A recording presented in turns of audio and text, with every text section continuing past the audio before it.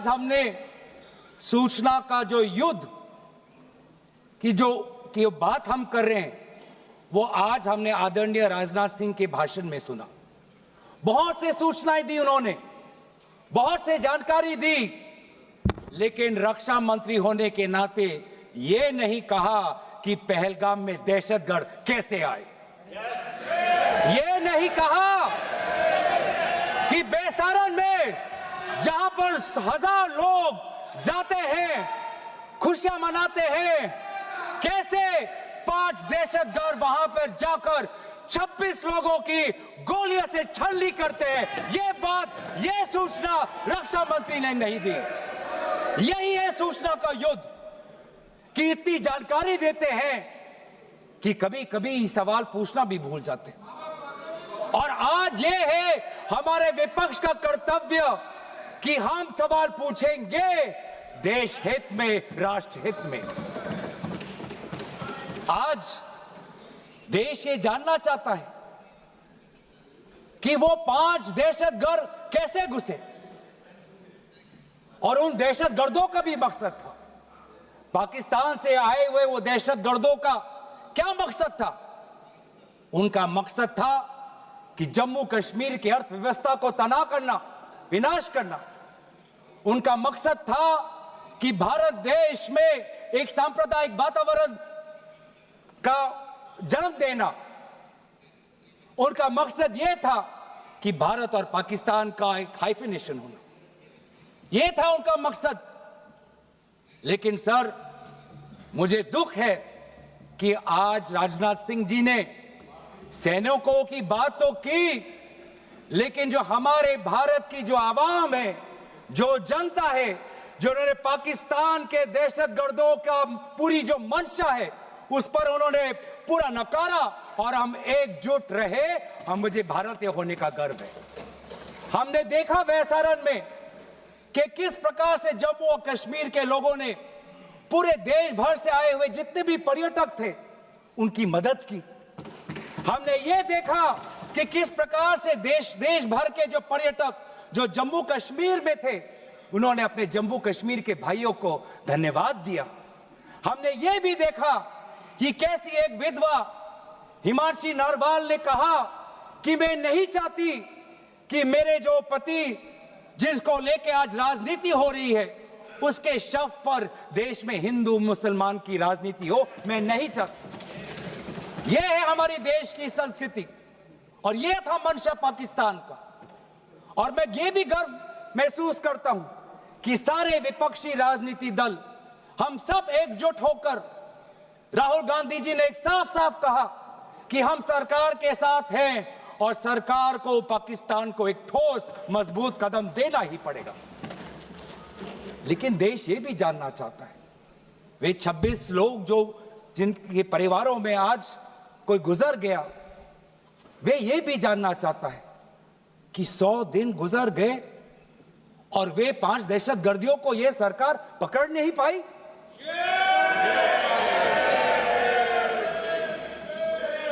देश के वो लोग ये भी जानना चाहते हैं कि ये जो 5 दहशतगर्दे थे, दहशतगर्दी जो आए टेररिस्ट, निश्चय इनको किसी ने पनाह दी, निश्चय इनको किसी ने जानकारी दी, निश्चय ये पूरा जो 1 घंटा का जो उन्होंने गोला बारूदी की, उसके बाद ये फरार हो गए।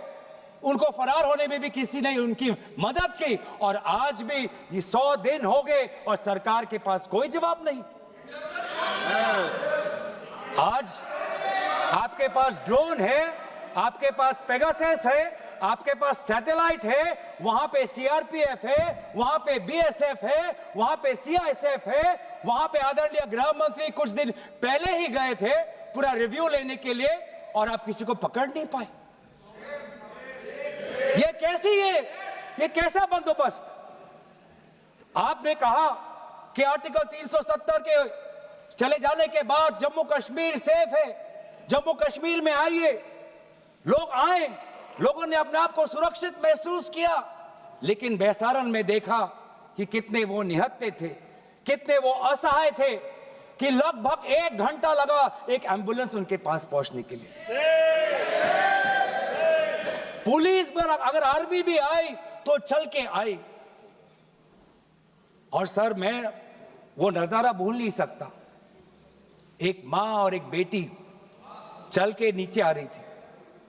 एक भारत के सिपाही को देखा और सिपाही को देखकर वो रो पड़े, खुशी से नहीं, डर से, क्योंकि उनको लगा कि वे दहशतगर्द जिन्होंने सिपाहियों का यूनिफॉर्म पहनकर वहां पर लोगों को मारा, आज वही दहशतगर्द आज पहाड़ के नीचे उनका इंतजार कर। उस भारत के सिपाही को कहना पड़ा कि मैं भारतीय हूं, तुम डरो मत, मैं भारतीय हूं, तुम सेफ हो, सुरक्षित हो। ऐसा दहशत उन्होंने महसूस किया। इस दहशत के ऊपर, इस डर के ऊपर आदरणीय राजनाथ सिंह एक शब्द तो कहते, आप एक शब्द तो कहते। ये आपकी भी जिम्मेवारी है राजनाथ जी, ये आपकी भी जिम्मेवारी है, रक्षा मंत्रालय का भी जिम्मेवारी है। बार बार हम ये देख रहे हैं सर कि आदरणीय गृह मंत्री जाते हैं, कहते हैं कि बहुत अच्छा बंदोबस्त हो गया है, टेररिज्म के हमने उनकी रीढ़ की हड्डी तोड़ दी। तब भी उरी होता है, तब भी बालाकोट, तब भी पुलवामा होता है, तब भी पहलगाम होता है। अंत में जाके जिम्मेवारी कौन लेता है? जम्मू कश्मीर के लेफ्टिनेंट गवर्नर नहीं। अगर जिम्मेवारी किसको लेनी पड़ेगी तो आदरणीय गृह मंत्री आपको लेनी पड़ेगी, नैतिक जिम्मेवारी आपको लेनी पड़ेगी। आप लेफ्टिनेंट गवर्नर के पीछे नहीं छुप सकते, आप लेफ्टिनेंट गवर्नर के पीछे ये केंद्र सरकार नहीं छुप सकती, क्योंकि गृह मंत्री खुद वहां पे थे कुछ ही हफ्ते पहले, खुद उन्होंने सिक्योरिटी का रिव्यू लिया कि आपके पास जानकारी नहीं थी। और सर, ये सरकार इतनी कमजोर, ये सरकार इतनी बुज़दिल कि आज उन्होंने इस सर में, क्योंकि उन्होंने अगर इसका किसी का दोष दिया तो टूर ऑपरेटर्स को दोष दिया कि टूर ऑपरेटर्स बिना अनुमति के द्वारा, बिना लाइसेंसेस के द्वारा लोगों को बेसहारा ले जा रहे, हमें तो पता ही नहीं था। ये है इनका कारण, ये बताना चाहते हैं। तो सर, यही तो दुख की बात है कि कहीं ना कहीं एक सरकार में एक अहंकार आ चुका है। इंटेलिजेंस और सिक्योरिटी जो फ्रेमवर्क है, एस्टैब्लिशमेंट है, जो लोग हैं जो निर्णय लेते हैं इंटेलिजेंस और सिक्योरिटी की, आज उनमें एक अहंकार आ गया है कि चाहे जितनी भी बड़ी गलती हो उन पर कोई सवाल नहीं उठा सकता। लेकिन आज हम सवाल उठा रहे हैं, आज हम सवाल उठा रहे हैं, आज हम सवाल उठाएंगे। प्रधानमंत्री मोदी जी, आपको, आप सऊदी अरब में थे, आप जब वापस आते आपका पहला नैतिक कर्तव्य होता कि पहलगाम आप जाते, लेकिन आप पहलगाम नहीं गए, एक सरकारी कार्यवाही के लिए आप बिहार गए और चुनावी भाषण दिया। देश के मुखिया सऊदी अरब में थे, पूरा कार्यक्रम उन्होंने संपूर्ण किया, वापस आए और वो पहलगाम भी नहीं जा पाए और बिहार में जाके चुनावी भाषण दे रहे हैं। अगर पहलगाम में कोई गया तो हमारा नेता राहुल गांधी गया। अगर पहलगाम में जो लोगों की मृत्यु हुई उनके लिए अगर शहादत की मांग कोई कर रहा है तो हमारा दल का नेता राहुल गांधी कर रहा है।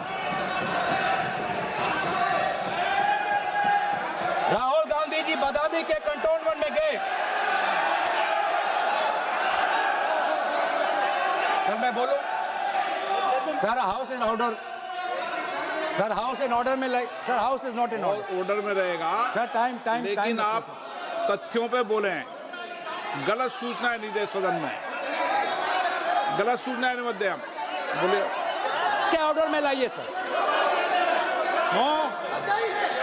कोई सदन में गलत तथ्य नहीं रख सकते आप। सर मैं बोलूं सर, कैमरा आएगा मेरे पे। धन्यवाद। आदरणीय अध्यक्ष महोदय, आदरणीय अध्यक्ष महोदय, अब बात आती है ऑपरेशन सिंदूर की। आज मैं राजनाथ सिंह जी का भाषण सुन रहा था, मुझे पता नहीं चल रहा था कि राजनाथ सिंह जी जो वो भाषण दे रहे थे वो किस समय का उजागर कर रहे थे, वो किस समय का उजागर कर रहे थे, वो किस समय का उजागर कर रहे थे? क्या वो 2016 के बाद क्या उन्होंने ये नहीं कहा कि हम घुस के मारेंगे और पाकिस्तान को आज वो उनका जो भी टेररिस्ट इंफ्रास्ट्रक्चर है उसको खत्म कर देंगे? वही बातें तब की, वही बातें पुलवामा की बात की कि पुलवामा के बाद आज हमने हमारे लड़ाकू जहाज अब गए हैं, अब पाकिस्तान अब कभी भी भारत पर उंगली नहीं दिखा सकता।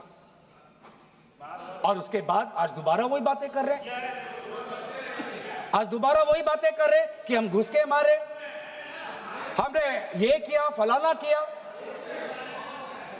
और ये अब भी कह रहे हैं कि ऑपरेशन सिंदूर कंप्लीट नहीं हुआ, अधूरा है, क्योंकि कल को जाके दोबारा पाकिस्तान कर सकता है। ये खुद कह रहे हैं, ये खुद कह रहे हैं, ये खुद कह रहे हैं कि इसके पश्चात भी पाकिस्तान कल को जाके कर सकता है। तो ये कैसा, ये जो सफल कैसे हुआ, फिर क्या सफल हुआ? आज ये खुद कह रहे हैं कि हमारा मकसद युद्ध का नहीं था। हम पूछना चाहते क्यों नहीं था, होना चाहिए था। आज उन्होंने खुद कहा कि हमारा मकसद जमीन लेने का नहीं था। क्यों नहीं था? पाकिस्तान ऑक्यूपाइड कश्मीर अगर आज नहीं लेंगे तो कब लेंगे? ये उन्होंने खुद कहा, इन्होंने खुद कहा कि हमारा मकसद था टेररिस्ट के इंफ्रास्ट्रक्चर पर आक्रमण करना। तो क्या हमने उरी के समय नहीं किया? क्या हमने पुलवामा के समय नहीं किया?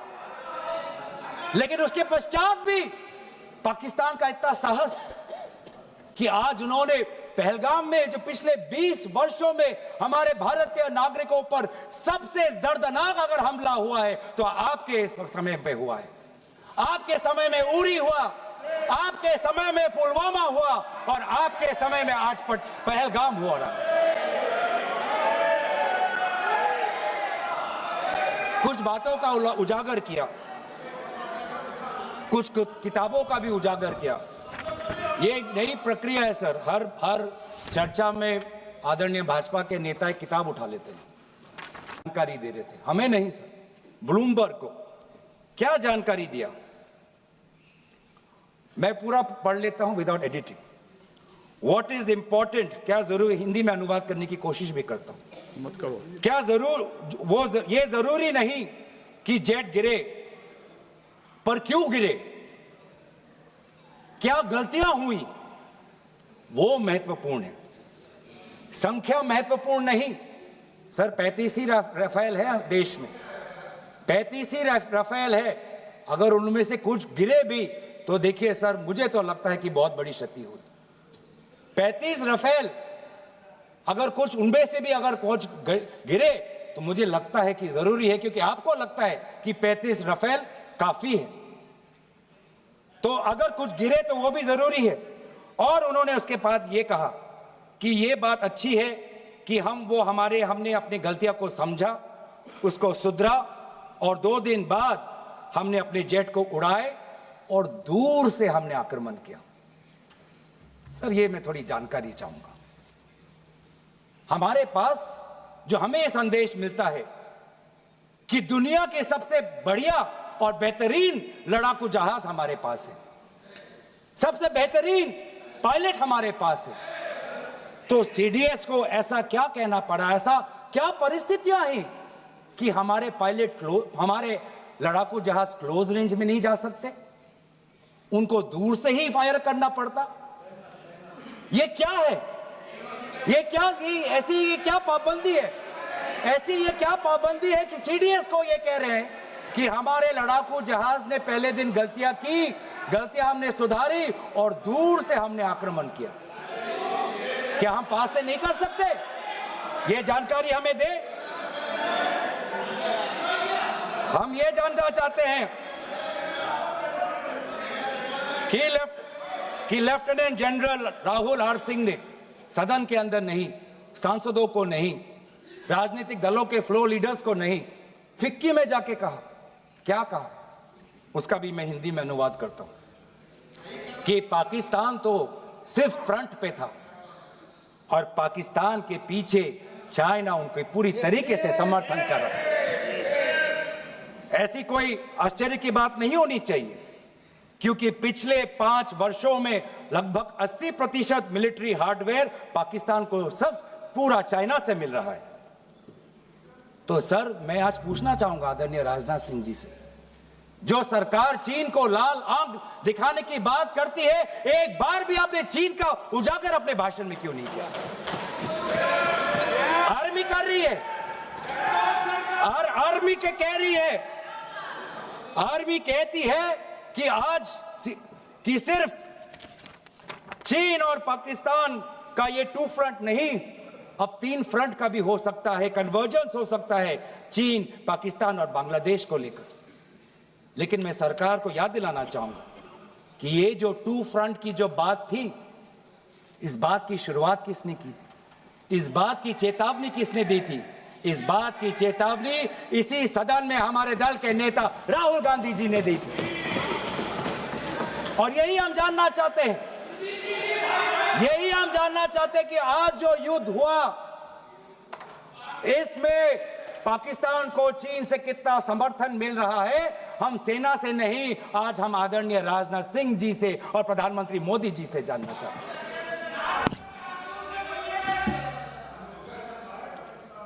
और सर, इंडोनेशिया में जो डिफेंस अटैचे है, उसने तो ताज्जुब की बात कह दी। उसने क्या कहा sir? India defence attache group captain Shiv Kumar ने, हिंदी में दोबारा अनुवाद करता हूं, कि भारत ने लड़ाकू जहाज खोए तो खोए इसलिए क्योंकि कुछ मिलिट्री टारगेट्स पर आक्रमण करने पर पाबंदी थी। क्यों? क्या पाबंदी थी? ऐसे क्या ये राजनीतिक कंस्ट्रेंट्स थे? आपने कहा कि 9 टारगेट पे हमने आक्रमण किया, लेकिन हमें यह भी सूत्रों से जानकारी और मीडिया में आया है, और लेफ्टिनेंट जनरल राहुल सिंह ने खुद कहा कि पहले 21 टारगेट्स चुने गए थे और 21 से फिर 9 हुए। क्यों हुए? क्यों हुए? आज मैं ये जानना चाहता हूं कि पिछले 20 वर्ष में सबसे घातक आक्रमण हमारे महिलाओं पर हुआ, हमारे बच्चों पर हुआ, भारत के आत्मा पर हुई। हमने सब ने वो दहशत को अनुभव किया, हम सब एकजुट हुए, हमने पूरी तरीके से समर्थन प्रधानमंत्री मोदी जी को दी कि अब जाइए। और ऐसा एक माहौल बन चुका था कि देश किसी भी कीमत चुकाने के लिए तैयार था। पूरा देश प्रधानमंत्री मोदी जी के साथ था, विपक्ष प्रधानमंत्री मोदी जी के साथ था। और अचानक 10 मई के दिन पे हमारे राष्ट्रदूत कहते हैं कि हम पाकिस्तान पर हमला करेंगे, और शाम के 10 मई को सूचना आती है कि पाकिस्तान के साथ अब युद्ध पर हम परिणाम दे रहे हैं, सीज फायर हो गया। क्यों? क्यों हुआ? हम आदरणीय प्रधानमंत्री मोदी जी से जानना चाहते थे, अगर पाकिस्तान वाकई में अपने घुटने टिकने के लिए तैयार था तो आपने क्यों रुका? आप क्यों रुके? और किसके सामने आप झुके? किसके सामने आपने सरेंडर किया? किसके सामने आपने सरेंडर किया? वो अमेरिका के राष्ट्रपति जो 26 बार आज कह चुके हैं कि व्यापार को लेकर उन्होंने भारत और पाकिस्तान को सतर्क किया और दोनों को मजबूर किया कि वो इस जंग को छोड़े। 26 बार। आज राष्ट्रपति ट्रंप खुद कहते हैं कि 5-6 जेट गिरे हैं। एक जेट करोड़ अरब रुपयों का है, मिलियंस एंड मिलियंस का है। इसलिए हम जानना चाहते हैं, आज हमें स्पष्ट रूप से आदरणीय राजनाथ सिंह जी बताएं, देश पर विश्वास करें, देश में वो साहस है सच्चाई सुनने की। आज आप बताएं कितने लड़ाकू जहाज गिरे? हमारे में वो साहस है, क्योंकि ये सूचना, ये सच्चाई सिर्फ देश के नागरिकों के लिए नहीं, ये सूचना, ये सच्चाई हमें देश के जवानों को भी देना है। आज उनसे भी झूठ कहा जा रहा है, उनके बीच में भी भ्रम फैलाया जा रहा है। हम उनकी जो सच्चाई है आज हम सदन के अंदर लाना चाहते हैं। और सर बात में आती है विदेश नीति की। किस मुंह से हम कहें कि विदेश नीति आज सफल हुआ है? किस मुंह से कहें? ये आदरणीय राजनाथ सिंह जी शंगीला में जो डायलॉग हुआ, उस डायलॉग में जो ड्राफ्ट जो आया, जिसको भारत सरकार ने नकारा, वो ड्राफ्ट बनाने में हमारे ही कुछ सहयोगी देश थे जिनका नाम मैं नहीं लेना चाहूंगा। लेकिन ऐसे देश जिसको हम परंपरागत दोस्त हम मानते हैं, ट्रेडिशनल एलाइज मानते हैं, आज उन्होंने भी इंडिया और पाकिस्तान को हाइफिनेट कर दिया। और आप ये शब्दों के खेल से आप खुश हो कि ब्राजील के डॉक्यूमेंट में पाकिस्तान, ये जम्मू कश्मीर का पाकिस्तान का भी नहीं, ब्राजील के डॉक्यूमेंट में सिर्फ जम्मू कश्मीर में जो दहशतगर्दी हुई उसी की निंदा हुई, पाकिस्तान की निंदा नहीं हुई। पर आप उससे खुश हो? अगर आप उससे खुश हो तो मैं जानना चाहूंगा जो $1 बिलियन का आर्थिक सहायता IMF ने दिया पाकिस्तान को, उस पर आपको क्या कहना है? हम जानना चाहेंगे जो ADB एशियन डेवलपमेंट बैंक से 800 मिलियन का आर्थिक सहायता जो मिलेगा पाकिस्तान को, आज आप भारत उस पर क्या रवैया?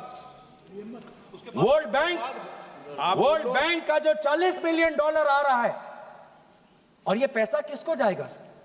पाकिस्तान की नेतृत्व उनकी जनता या उनकी चुनी हुई सरकार नहीं, पाकिस्तान की सरकार का जो रिमोट कंट्रोल है वो पाकिस्तान की सेना के पास है। तो ये सारा पैसा वहीं जाएगा जहां पर हमने मिसाइल गिराई। तो क्या इतना भी हम नहीं कर पाए? क्या इतना भी ताकत नहीं? क्या इतना भी विश्व गुरु में लोगों का विश्वास नहीं, देश अंतर्राष्ट्रीय नेताओं का विश्वास नहीं कि IMF का एड ना जाए पाकिस्तान के पास, वर्ल्ड बैंक का एड ना जाए पाकिस्तान के पास, ADB का एड ना जाए पाकिस्तान के पास? आप में इतना भी ताकत नहीं कि एक देश ने पाकिस्तान को टेरर स्टेट का दर्जा नहीं दिया। एक देश ने आज FATF financial action task force में, जिससे बहुत नियंत्रण पाकिस्तान पे पड़ती थी, आज उससे वो 2022 में निकल आई ग्रे लिस्ट में। क्या वो डालेंगे? तो इसीलिए आज हम ये मांग करते हैं कि सरकार अब डरिए मत, सच्चाई से डरिए मत। उस दिन भी देश सरकार के साथ दहशतगर्दी के खिलाफ खड़ा था, विपक्षी दल सरकार के साथ खड़े हैं, और आज भी दहशतगर्दी के खिलाफ सच्चाई के पक्ष में देश और विपक्ष आज सरकार के साथ। आप हमें अपना दुश्मन ना समझे, हम सरकार के दुश्मन नहीं हैं, हम अपने देश के पक्ष में बोल रहे हैं, जवानों के पक्ष में बोल रहे हैं। पर आप हमें कृपया सच्चाई देने का हमें वो सम्मान दीजिए। सच्चाई सुनने का अधिकार हमारा है, और जितने बार आप झूठ और भ्रम फैलाएंगे हम उतनी बार आपको पूछते जाएंगे कि आपने क्या किया। और इसीलिए आज मैं खड़ा हूं। अपेक्षा बहुत की थी कि पहलगाम का उजागर होगा, आदरणीय गृह मंत्री नैतिक जिम्मेवारी लेंगे, राष्ट्रीय सुरक्षा सलाहकार नैतिक जिम्मेवारी लेंगे, और प्रधानमंत्री मोदी जी कहेंगे क्यों उन्होंने ऑपरेशन सिंदूर जो अंतिम अंजाम था, हमें तो मीडिया में सुनते हुए ऐसा लगा कि हम कराची में उठेंगे। मीडिया में हमारे भारत की मीडिया जो जिनको सूचना आपसे ही मिलती है, उनका सुनने में लगा कि आज तो हम फतह करके ही रहेंगे, लेकिन पता चला कि नहीं, कहीं ना कहीं हमारे पैर डगमगा गए, और जो अंतिम परिणाम था उससे पीछे हम हट गए। हमें पीछे नहीं हटना, हमें आगे बढ़ना है सच्चाई के साथ, लोकतंत्र के पक्ष में। इन्हीं बातों के साथ मैं अपना पक्ष समाप्त करता हूं। धन्यवाद। जय हिंद।